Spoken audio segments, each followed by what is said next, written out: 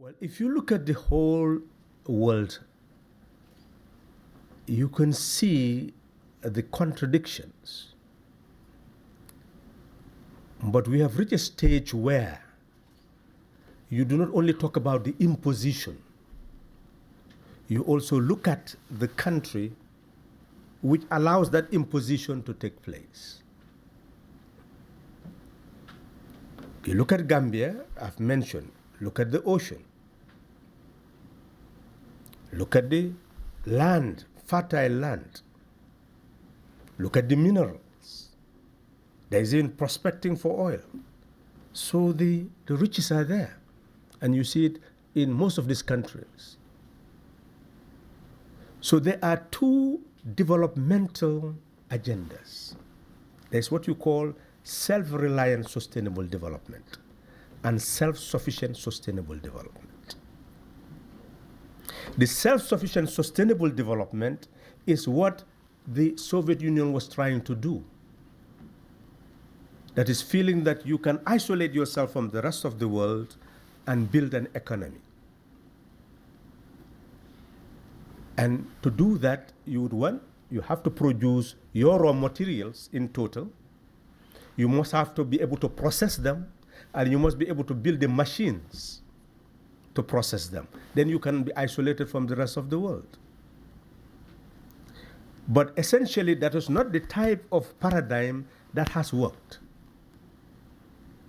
What you need is self-sustaining, sustainable development that is self-reliant, meaning that still you can interact on the basis of equality with all other economies in the world.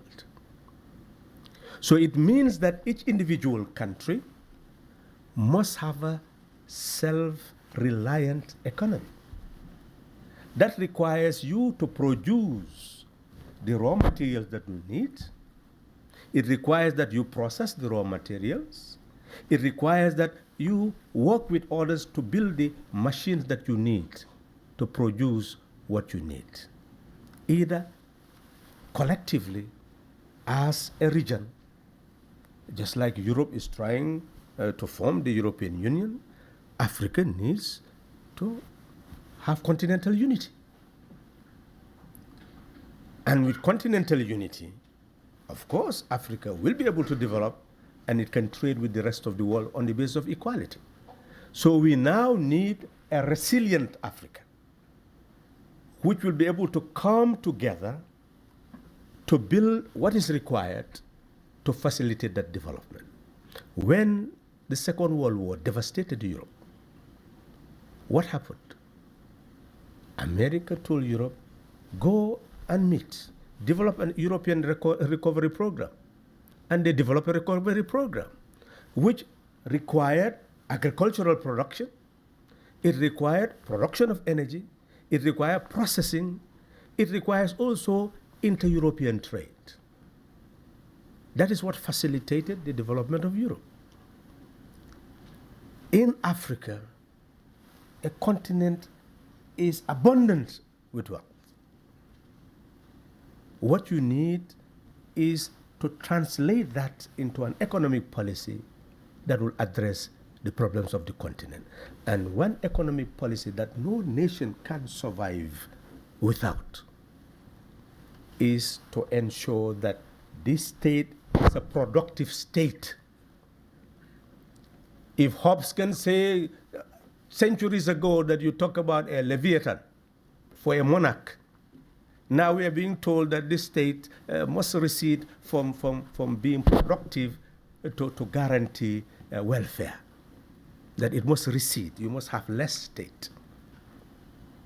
When monarchs were even being demanded to be able to safeguard and be a guarantor of prosperity, what more the republic, which where power is derived from the consent of the people. What do you expect of a government? And there is absolutely no doubt that if you look at what is happening in the world, many countries are building a productive state.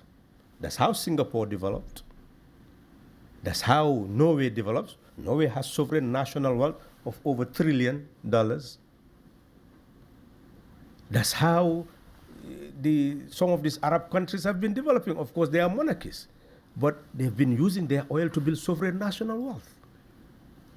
And African countries must make sure that the oil, the diamond, the minerals must be translated into sovereign national wealth, because it's that sovereign national wealth that will enable you to build infrastructure, that will be able to help you to build certain cooperatives, so that those who cannot find jobs will be able to have means of income through the cooperative. Just imagine, you find certain family farms in Gambia. They lack fertilizer, seeds, and farming implements. So they produce very small. When a cooperative would give them the farming implements, and they'll be able to produce big and even pay back what they've taken from the cooperative. So you'll need projects of that nature to build the productive base, and you have public enterprises that cannot even pay dividends to government. You have to make sure that they are productive, managed very well, so that they pay dividend into government coffers, and the private enterprise will do its own, the cooperatives will do their own, the small scale enterprises will do their own, but you must have cooperative banks to enable those small producers to have the income to be able to continue producing. So you need a project that will get a whole nation producing. And with cooperation of other countries, of course, you can have an African central bank. You can have an African investment bank. Just imagine the World Bank. 11 billion to be able to start a project which is now yielding how many billions? To conclude, you have an African dictator who will invest 11 billion in a Swiss bank.